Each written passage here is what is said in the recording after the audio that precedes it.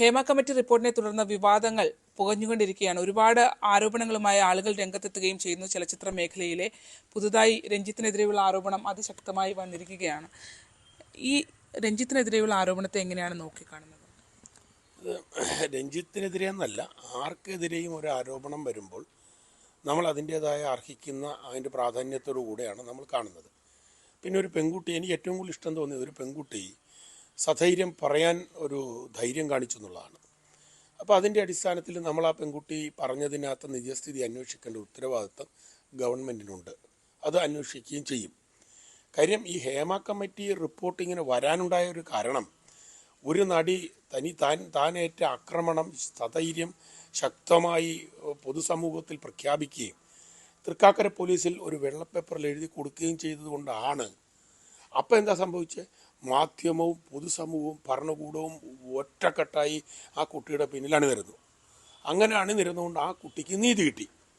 ആ നീതി കിട്ടിയത് കൊണ്ട് ആ കുട്ടി ഇന്ന് സധൈര്യം അന്തസ്സോടുകൂടെ ഇന്ന് സമൂഹത്തിൽ തല ഉയർത്തിപ്പിടിച്ച് നടക്കുന്നു.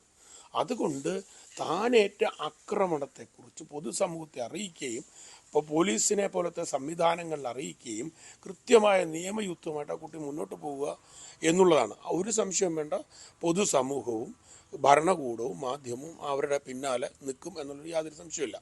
പിന്നെ ഇപ്പോൾ ഇതുപോലത്തെ ചലച്ചിത്ര അക്കാദമി പോലത്തെ ഒരു വലിയ പദവിയിലിരിക്കുമ്പോൾ, രഞ്ജിത്തേട്ടനിരിക്കുമ്പോൾ ഇങ്ങനെ ഒരു പെൺകുട്ടി ഒരു ആരോപണം ഉന്നയിക്കുമ്പോൾ, അത് വെറുമൊരു പെൺകുട്ടി ആയിട്ട് നമ്മൾ ആ കുട്ടിയെ കാണുമ്പോൾ തന്നെ അത് പെൺകുട്ടിയെ കാണുമ്പോൾ നമ്മൾ വെറുമൊരു പെൺകുട്ടിയാണെന്ന് നമുക്ക് തോന്നില്ല.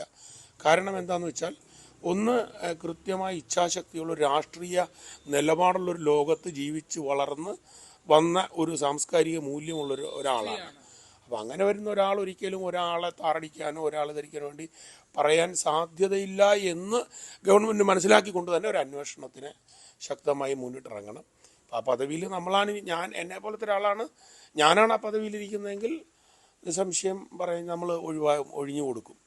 തന്നെയല്ലേ അത്തരം ഒരു അന്വേഷണത്തിന്. പിന്നെ അത് ഉറപ്പ് കാര്യം, നമ്മളിപ്പം ഇത്തരം ഒരു ആക്രമിക്കപ്പെട്ട നടിയുടെ കൂടെ ഇത്രയും ഭംഗിയായി കൂടെ നിന്ന് ആ നടിക്ക് നീതി നേടിക്കൊടുത്ത ഒരു ഭരണകൂടത്തിൻ്റെ ആ സൽപ്പേരിനൊരു കളങ്കം ഞാനായിട്ടുണ്ടാകരുതെന്ന് ആഗ്രഹിക്കുന്നതാണ് ഒരു കലാകാരൻ്റെ ധാർമ്മികത എന്നാണ് ഞാൻ വിശ്വസിക്കുന്നത്. ഈ ഹേമ കമ്മിറ്റി റിപ്പോർട്ടുമായി ബന്ധപ്പെട്ടൊക്കെ സർക്കാർ കൈക്കൊള്ളുന്ന ഒരു നിലപാട്, ഇപ്പോൾ കഴിഞ്ഞ ദിവസം തന്നെ മന്ത്രി സജി ചെറിയാൻ പറയുന്നു, ഇരയാക്കപ്പെട്ട ആളുകൾ അവർ പരാതിയുമായി സർക്കാരിന്റെ മുന്നിലേക്ക് വരട്ടെ. ഇപ്പോൾ രഞ്ജിത്തിന്റെ കേസ് വന്നപ്പോൾ പോലും അങ്ങനെ തന്നെയാണ് പറയുന്നത്. അതായത് പരാതിയുമായ ആളുകൾ രംഗത്തേക്ക് വരട്ടെ എന്നുള്ളത്. അങ്ങനെ ആയിരുന്നോ ഇടതുപക്ഷം കാര്യങ്ങളെ ഇതുവരെ നോക്കിക്കണ്ടിരുന്നത്? അത്തരത്തിൽ ഈ ഒരു ധാർമ്മികതയാണോ അവർ ഓരോ വിഷയങ്ങളും ഇതുവരെ സൃഷ്ടിച്ചത്? അത് മാറ്റം വരുന്നതായി തോന്നുന്നില്ലേ?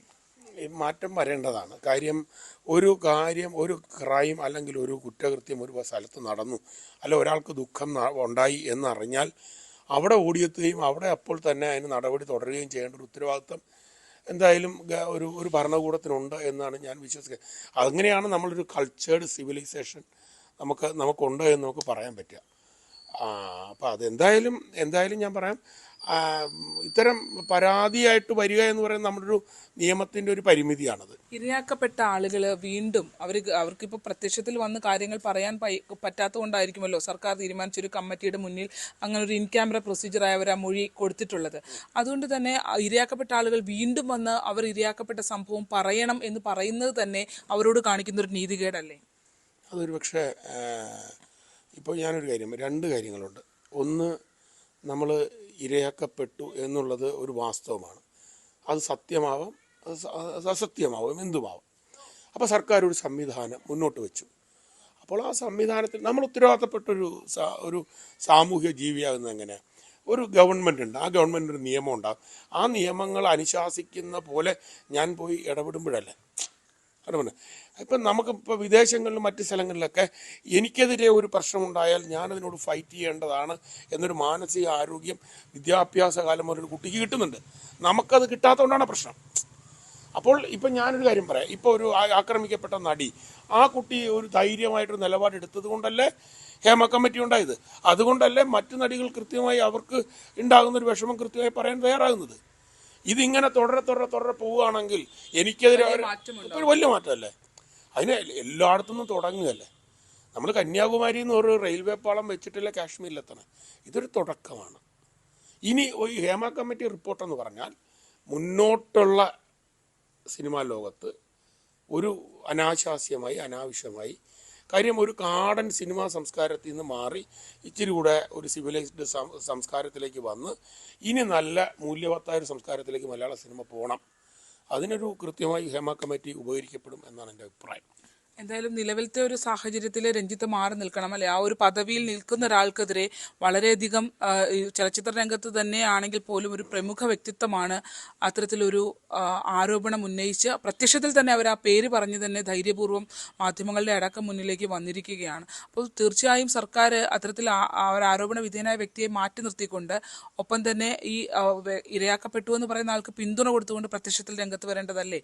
അങ്ങനെയല്ലേ? ഒരു പാർട്ടി തീരുമാനമെന്നാണ് മന്ത്രി പറഞ്ഞത്. പാർട്ടി തീരുമാനത്തിന്റെ അടിസ്ഥാനത്തിലാണ് പദവിയിലേക്ക് അദ്ദേഹം എത്തിയത്. അതുകൊണ്ട് പാർട്ടി തീരുമാനിക്കുമെന്നുള്ളതാണ്. അതിനപ്പുറമല്ലേ നിയമവും കാര്യങ്ങളും എല്ലാം? അത് എന്താണ് അദ്ദേഹം അങ്ങനെ പറഞ്ഞതെന്നുള്ളത് എനിക്കറിയില്ല. ഇപ്പം സഹിച്ചറിയാൻ അദ്ദേഹത്തെ വെച്ചാൽ നമുക്ക് വളരെ അടുത്തറിയാവുന്ന ഒരാളെന്ന നിലയിൽ കാര്യങ്ങൾ പഠിച്ചും മനസ്സിലാക്കിയിട്ടുമൊക്കെയാണ് പറയാറുള്ളത്. ഇതെന്തുകൊണ്ടാണ് ഇപ്പോൾ അങ്ങനെ പറഞ്ഞതെന്ന് എനിക്കറിയില്ല. പക്ഷേ എങ്കിലും ഒരു കാര്യം, നമുക്ക് ചില കാര്യങ്ങൾ ഒരാൾ പറയുമ്പോൾ ഉണ്ടാകാവുന്ന ചില കാര്യങ്ങൾ വെച്ചുകൊണ്ട് നമുക്ക് അതിനകത്ത് നിന്ന് നമുക്ക് ചില കാര്യങ്ങൾ മനസ്സിലാക്കാൻ പറ്റും. ശരിയാണോ അല്ലേ? ചില കാര്യങ്ങൾ അനലൈസ് ചെയ്യാൻ പറ്റും. അപ്പോൾ അനലൈസിങ്ങിന് അതിൻ്റെ അടിസ്ഥാനത്തിൽ നമ്മൾ സ്വാഭാവികമായും ഒരു കാര്യം ചെയ്യുമോ അതിൻ്റെ ഒരു നിജസ്ഥിതി ഒന്ന് അറിയട്ടെ എന്ന് പറയേണ്ട ഒരു ഉത്തരവാദിത്വമുണ്ട്. അല്ലാതെ അപ്പോൾ സ്വാഭാവികമായിട്ടും ഞാൻ പറഞ്ഞില്ല, ഞാനാണ് ആ പദവിയിലിരിക്കുന്നതെങ്കിൽ ഈ ഇത്രയും ശ്രേഷ്ഠമായ ഒരു ഗവൺമെൻറ്, ഇത്രയും സൽപ്രവൃത്തിയുള്ള കാര്യം ആലോചിച്ച് നോക്ക്. ഇത്രയും വലിയൊരു ഒരാളെ ഇത്രയും വലിയ ജനപ്രിയനായ ഒരു നടനെ ഇങ്ങനെ കാരാഗൃഹത്തിലേക്ക് വിടാൻ വേറെ ഏതെങ്കിലും ഗവൺമെൻറ്റിനെ കൊണ്ട് സാധിക്കുമോ? തെറ്റാര് ചെയ്താലും ശിക്ഷിക്കപ്പെടണം. അതിന് 100% ഇങ്ങനെ റിപ്പോർട്ടുണ്ടായത് തന്നെ എന്താ പറയുക, ഒരു നല്ല നാളെ ഉണ്ടാകണം എന്നതിൻ്റെ അടിസ്ഥാനത്തിലാണ് 100% അതിനെ സ്വാഗതം ചെയ്യുന്നു. അതാണ് അദ്ദേഹം പറയുന്നത്. അതായത് തെറ്റ് ആര് ചെയ്താലും അതിന് നിയമ നടപടി ഉണ്ടാകണമെന്നുള്ള നിലപാടാണ് അനൂപ് ചന്ദ്രൻ പങ്കുവെക്കുന്നത്. ഒപ്പം തന്നെ അദ്ദേഹം പറയുന്നത് ഇത്ര ഗുരുതരമായ ഒരു ആരോപണമാണ് സംവിധായകൻ രഞ്ജിത്തിനെതിരെ ഉയർന്നിരിക്കുന്നത്. അതിൽ തന്നെ ധാർമ്മികമായി ആ ഒരു ആരോപണത്തെ മാനിച്ചുകൊണ്ട് അദ്ദേഹം പദവിയിൽ നിന്ന് മാറി നിൽക്കുന്നതാണ് നല്ലതെന്നുള്ള അഭിപ്രായവും അദ്ദേഹം പറയുന്നു. ക്യാമറമാൻ പ്രശാന്ത് മംഗലശ്ശേരിക്കൊപ്പം ആലപ്പുഴ ചേർത്തലയിൽ നിന്നും ശരണ്യ സ്നേഹജൻ, ന്യൂസ് 18.